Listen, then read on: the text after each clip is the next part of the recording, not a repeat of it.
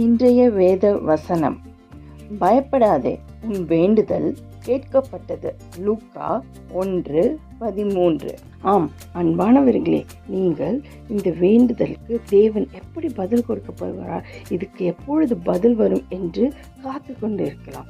உங்கள் படிப்பு காரியத்தில் ஒரு ஆசீர்வாதத்தை எதிர்பார்த்து நீங்கள் காத்து கொண்டிருக்கலாம்.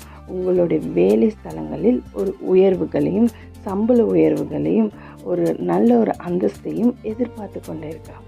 அதில் ஒரு ஆசீர்வாதத்தை இன்று அவர் தரப்போகிறார். அந்த வேண்டுதல் உங்களுக்கு கேட்கப்பட போகிறது. நீங்கள் எனக்கு ஒரு வேலை வேண்டும், வேலை வாய்ப்புக்காக தேடிக்கொண்டிருக்கலாம். அதில் இன்று ஒரு பதில் கொடுக்க போகிறார். உங்களுக்கு இந்த பலவீனத்திலே எனக்கு சுகம் வேண்டும் என்று நீங்கள் காத்து கொண்டிருக்கலாம்.